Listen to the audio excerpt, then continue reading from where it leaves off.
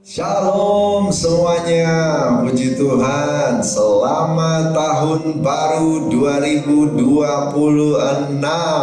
Dahsyat, Tuhan sudah pimpin kita menyeberang ke dalam musim yang baru. Dan di tahun ini kita semua akan terus jalan bersama dengan Tuhan. Amin. Yuk, sebelum kita dengar firman, kita berdoa lebih dulu. Siapkan Alkitab, siapkan hati kita juga yang utama. Biarlah kita semua diberkati hari ini.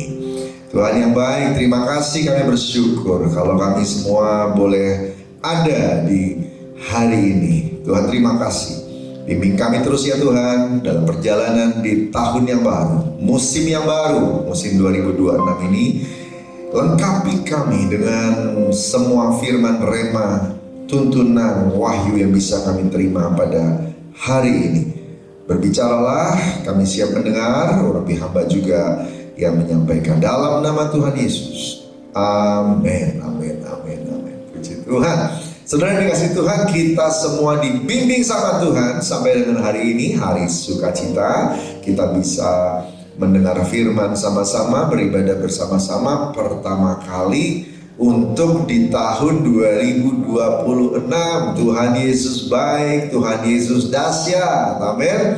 Tuhan menjaga Anda dan saya untuk masuk dalam tahun yang baru. Kita masuk dalam perjalanan iman yang baru lagi. Saudara yang dikasih Tuhan, rekaman ini dibuat sebelum tahun baru. Dan itu sebabnya saya tidak menyebutkan tema tahun ini, ya, karena saya juga belum tahu. Tetapi kita percaya bahwa apapun yang Tuhan akan sampaikan kepada kita, harusnya sebagai anak-anak Tuhan yang mau hidupnya sukses dan berhasil, maka dia harusnya merenungkannya dan memasukkan rema atau tuntunan Tuhan itu ke dalam mindsetnya, paradigmanya.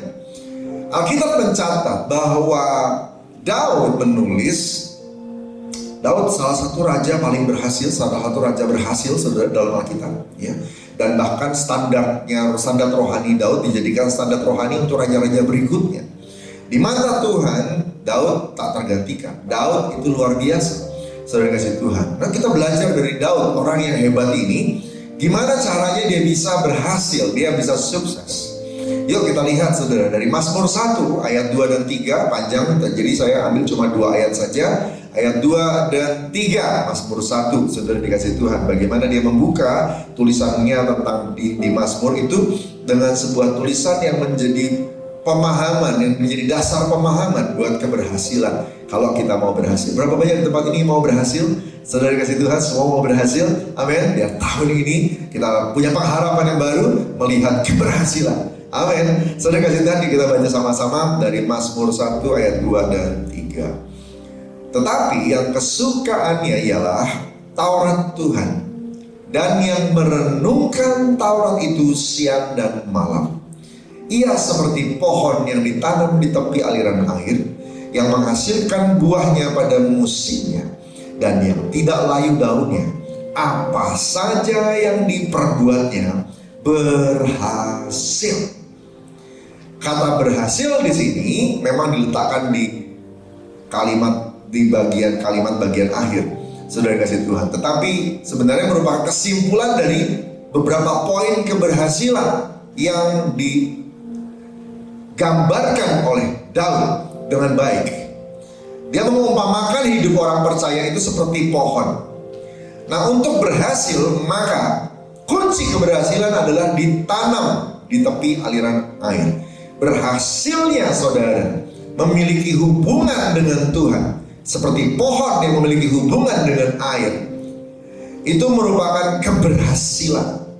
Jadi waktu Anda dan saya dalam lagi menghadapi pergumulan, menghadapi tantangan, menghadapi banyak hal, berhasil connect sama Tuhan, itu sudah satu langkah keberhasilan. Ya, sudahlah satu langkah keberhasilan. Kenapa? Karena begitu kita connect dengan Tuhan, engkau nggak sendirian lagi. Begitu kau connect dengan Tuhan, engkau terhubung dengan sumber. Begitu kau connect dengan Tuhan, maka engkau akan disegarkan, engkau akan dikuatkan, engkau akan menerima power. Itu sebabnya walaupun belum berhasil, tapi permulaan dari keberhasilan sudah dimulai. Saudara dikasih Tuhan, katakan amin. Nah, saudara, berhasil yang berikutnya yang digambarkan oleh Daud adalah menghasilkan buah pada musimnya. Menghasilkan buah pada musimnya. Orang yang ketika dia berusaha, lalu dia memang harusnya berhasil pada waktunya. Waktu dia sedang berjuang, maka dia mencapai sesuatu pada waktunya. Nah, itu namanya berhasil. Dia merencanakan dan dia mendapat. Ya, beda sama orang yang mencapai sesuatu tanpa rencana. Itu namanya kebetulan. Ada yang bilang hoki, ada yang bilang keberuntungan. Yang seperti itu tidak digolongkan keberhasilan. Keberhasilan adalah ketika engkau memang expected, engkau memang diharapkan mencapai dan engkau mencapai. Diharapkan menghasilkan dan engkau menghasilkan. Diharapkan untuk menuai dan engkau menuai. Itu berhasil. Ya, itu berhasil. Makanya dia pakai istilah begini, seperti pohon yang menghasilkan buah pada musimnya. Petani datang ke pohon, lalu kemudian lihat, ada buah. Memang diharapkan ada, berhasil itu namanya. Ya. Ini digambarkan oleh Daud. Nah, saya percaya, saya berdoa sepanjang tahun ke depan ini, apapun yang kau hadapi, tantangan ke situasi baik, situasi tidak baik, yang pertama, engkau selalu berhasil connect sama airmu. Engkau seperti pohon yang ditanam di air. Engkau selalu berhasil connect dengan Tuhan. Jangan pernah berjalan sendiri tanpa Tuhan. Katakan amin. Yang kedua, waktu engkau memperjuangkan sesuatu, engkau akan mencapainya. Waktu engkau sedang memperjuangkan menghasilkan sesuatu, engkau mendapat hasilnya, mendapatkan buah pada musimnya. Engkau berhasil. Dan yang ketiga, ini juga kategori berhasil. Menurut Daud, kategori berhasil menurut Daud adalah yang tidak layu daunnya. Yang tidak layu daunnya. Ketika ada panas, ketika panas terik, ketika udara situasi tidak mendukung, tapi bukan hanya engkau mampu bertahan, bahkan daunmu pun tak layu. Ada satu hal yang membuat engkau segar, engkau punya daya tahan. Bahasa Inggrisnya endurance, perseverance, ya, punya daya tahan, punya ketekunan, punya daya juang. Walaupun belum mencapai, walaupun engkau cuma dalam mode bertahan, tetapi engkau survive. Menurut Daud, itu sudah berhasil. Kenapa? Karena orang lain biasanya gugur, biasanya orang lain kalah, biasanya waktu menghadapi tantangan sebesar itu, orang lain itu biasanya nyerah, tapi kamu tidak. Kamu bisa berjuang terus, walaupun kelihatannya seperti jalan di tempat dan tidak membuat progres maju ke depan, tapi momen itu engkau lulus dibanding yang lain. Yang lain jatuh, terguling-guling, terbuang, engkau tetap berdiri, engkau tetap berjalan, engkau survive. Itu berhasil. Amin, saudara kasih Tuhan. Apa saja yang diperbuatnya berhasil. Bertahan, berhasil. Berjuang, berhasil. Connect sama Tuhan, berhasil. Siapa di sini mau berhasil? 2026 berhasil. Haleluya, puji Tuhan. Semua mau ya? Rahasia. Saudara kasih Tuhan, apa rahasia Daud? Ada di ayat kedua. Ayat kedua bilang begini, kesukaannya ialah Taurat Tuhan. Ini dia. Sukai firman Tuhan. Bukan cuma soal baca ini. Ini suka. Ya. Suka sama firman. Kalau mau berhasil kayak Daud, maka kita harusnya punya sifat karakter yang menyukai firman Tuhan. Saya tidak percaya orang yang baca Alkitab satu ayat satu hari suka sama firman. Beneran? Beneran? Gak masuk akal buat saya. Orang yang cuma baca ayat firman Tuhan satu ayat satu hari dibilang suka sama firman. Gak bisa, gak mungkin. Orang yang suka firman tidak akan tahan membaca cuma satu ayat satu hari. Pasti dia baca lebih. Pasti dia baca lebih. Sesibuk-sibuknya gak mungkin dia cuma baca satu ayat. Kalau benar suka, kalau benar suka. Daud bilang mau berhasil, mau seperti pohon ditanam di air yang selalu menghasilkan buah pada musimnya, tidak layu daunnya, punya daya tahan tinggi, apa saja yang diperbuatnya berhasil, engkau harus suka sama firman. Dan kalau kau mau suka sama firman, doanya di sini mau belajar suka sama firman. Saudara kasih itu, kalau kau mau belajar suka sama firman, engkau harus menyukai siapa pemilik firman itu. Engkau harus mencintai dia. Engkau harus mengasihi Tuhan. Katakan amin. Haleluya. Aku mengasihi Engkau Yesus dengan segenap hatiku. Aku mengasihi Engkau Yesus dengan segenap jiwaku. Ku renungkan firman-Mu siang dan malam, ku pegang perintah-Mu dan ku lakukan. Engkau tahu ya Tuhan, tujuan hidupku hanyalah untuk menyenangkan hati-Mu. Ku renungkan firman-Mu siang dan malam, ku pegang perintah-Mu dan ku lakukan. Engkau tahu ya Tuhan, tujuan hidupku hanyalah untuk menyenangkan hati-Mu. Amin, saudara. Mengasihi Tuhan, maka engkau akan mulai mencintai firman-Nya. Seperti kekasih yang rindu membaca surat cinta dari kekasihnya. Saya tidak tahu generasi sekarang masih ngerti ya yang namanya surat cinta. Ya, karena sekarang sudah banyak gadget yang kemudian Anda bisa berhubungan, berkomunikasi dengan kekasihmu hanya lewat WA. Ya, hanya lewat WA. Mungkin itu bisa digambarkan seperti seorang kekasih yang sedang pergi ke daerah yang tanpa sinyal. Lalu kemudian engkau kangen, engkau rindu. Lalu kemudian karena engkau rindu, engkau buka WA-mu sama dia, chatmu sama dia. Walaupun dia lagi nggak bisa balas chatmu, engkau kemudian scrolling ke atas, engkau baca-baca tulisan-tulisan percakapan-percakapanmu dengan dia yang kemarin-kemarin, begitu ya. Yang kemarin-kemarin gitu. Itu kalau karena kamu cinta sama dia, maka kamu tuh suka baca tulisan dia untuk kamu. Itu Daud bilang, waktu dia baca firman, dia bukan baca karena wajib. Dia baca firman bukan karena takut. Dia baca firman karena suka. Haleluya. Hebat ya. Wow, saya rindu banget jemaat semua yang dikasih oleh Tuhan, waktu lihat Alkitab, lihat firman, suka, menyukai firman. Tidak mungkin terjadi tanpa mencintai yang punya firman. Cintai Tuhan lebih lagi, kasihi Tuhan lebih lagi, kasihi Tuhan lebih lagi.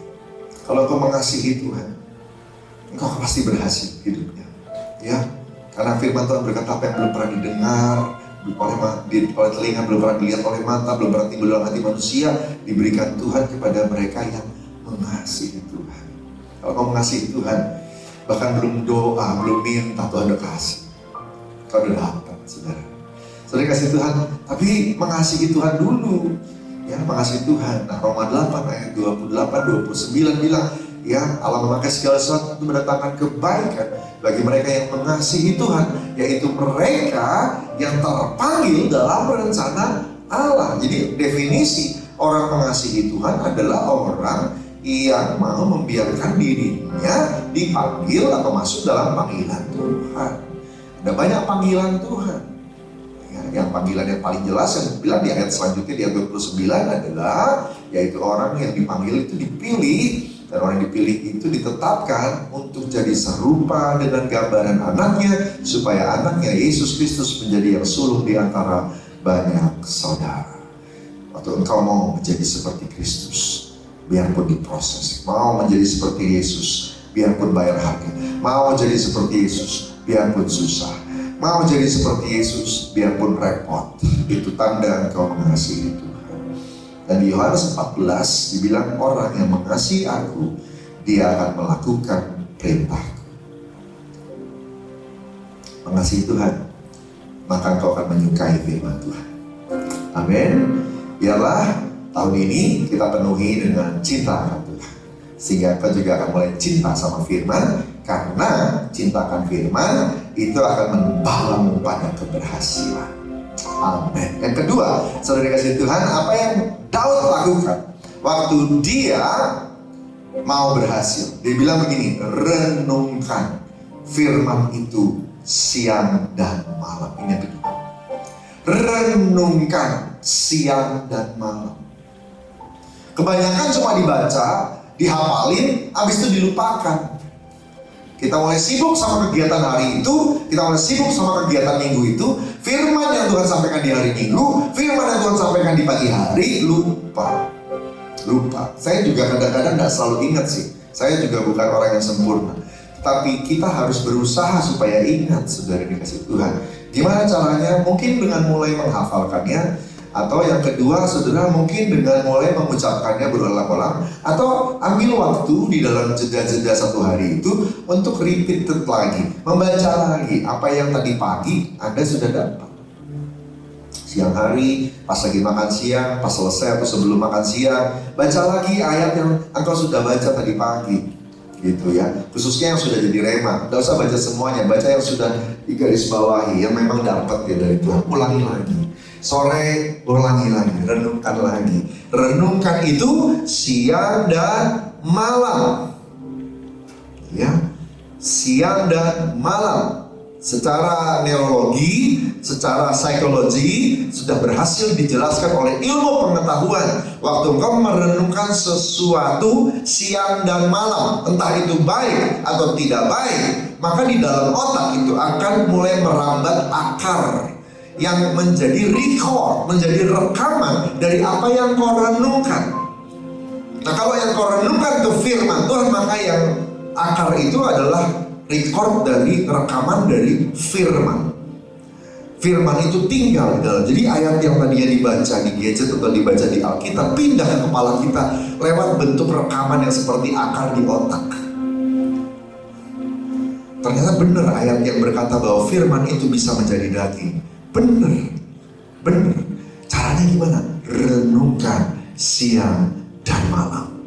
Waktu direnungkan siang dan malam, maka ayat yang engkau baca di sini pindah ke sini, pindah ke kepala Anda, pindah ke dalam tubuh. Dengan demikian, suatu saat waktu engkau memerlukan ayat itu muncul, Roh Kudus tinggal mengingatkannya. Engkau hidup dalam firman, firman itu tinggal di dalam diri. Itu bukan kata-kata kiasan, beneran firman tinggal di dalam kita. Orang yang seperti itu, kata Daud, pasti berhasil. Pasti berhasil. Dia pasti punya daya tahan. Daunnya gak layu waktu ada masalah. Dia berbuah pada waktunya. Haleluya. Dia bisa dekat sama sumbernya. Kenapa? Merenungkan firman Tuhan siang dan malam. Saya rindu banget. Apapun tema yang Tuhan kasih tahun ini buat gereja kita, Anda dan saya renungkan siang dan malam. Renungkan siang dan malam. Jadikan itu mindset, jadikan itu pola pikir, jadikan itu masuk ke paradigma kita. Sehingga mulai bulan pertama, bulan kedua, minggu pertama, minggu kedua, hari pertama, hari kedua, kita lakukan semuanya dengan merenungkan firman, merenungkan rema dari Tuhan. Keberhasilan akan jadi milik kita karena Tuhan yang menyertaimu luar biasa berhasil. Tuhan tahu kok apa yang ada di depan, Dia pegang ada di depan. Amin. Dia Tuhan yang hidup, Dia bukan Tuhan yang mati. Masa depan di tangan Tuhan. Dia udah tahu ada apa di depan, Dia kasih tahu ke kita semua lewat rema, lewat firman. Ikutin aja. Tahun ini akan jadi tahun yang luar biasa. exciting, semangat bersama dengan Tuhan. Amin. Saudara kasih Tuhan, beri tepuk tangan buat Tuhan Yesus. Haleluya. Renungkan firman siang dan malam. Amin. Saudara kasih Tuhan, salam kiri, salam kanan, bilang sukai firman, renungkan siang malam. Sukai firman, renungkan siang malam. Haleluya. Puji Tuhan. Haleluya. Puji Tuhan. Yuk, saudara dikasih Tuhan, kita nyanyi lagi ya. Aku mengasihi Engkau Yesus dengan segenap hatiku. Aku mengasihi Engkau Yesus dengan segenap jiwaku. Ku renungkan firman-Mu siang dan malam, ku pegang firman-Mu dan ku lakukan. Engkau tahu ya Tuhan, tujuan hidupku hanyalah untuk menyenangkan hati-Mu. Mari bahasa roh sama-sama. Hikarani abataka mayarani abatashandara abatakapa. Roh Kudus meteraikan semua firman yang sudah kami dengar di permulaan tahun ini. Biarlah apa yang kami dengar hari ini jadi rema, agar semua firman yang Tuhan kasih ke kami, baik dalam bentuk tema tahunan, baik dalam bentuk visi bulanan, baik dalam bentuk firman-firman khotbah mingguan, semua firman-firman yang kami terima lewat firman-firman dari saat teduh kami, Tuhan, semuanya kami mulai renungkan tiap hari, tiap minggu, tiap bulan, sepanjang tahun, dalam nama Yesus. Itu kunci keberhasilan, yaitu kami mulai menyukai, mencintai firman Tuhan. Tuhan Yesus, terima kasih. Urapi kami semua, pimpin kami, berkati. Mari angkat tangan kita sama-sama, biar Roh Kudus mengurapi. Pengurapan Roh Kudus turun mengalir dalam nama Tuhan Yesus, dalam nama Tuhan Yesus, dalam nama Tuhan Yesus. Urapi semuanya ya Tuhan. Terima kasih Bapak, terima kasih, terima kasih, terima kasih. Kami hidup dalam firman, dan firman itu tinggal dalam kami. Dalam nama Tuhan Yesus berdoa. Amin. Amin. Kekasih-kasih Tuhan, kita akan terima berkat. Mari angkat tangan kita sama-sama, buka hati. Ulanglah dan terima berkat berlimpah-limpah dari Allah Bapa di surga. Kasih karunia yang setia dari Tuhan Yesus Kristus, juga persekutuan manis dan Roh Kudus menyertai kita semua dari saat ini sampai Maranatha dan sampai selama-lamanya. Amin. Selamat tahun baru. Tuhan Yesus berkati semua.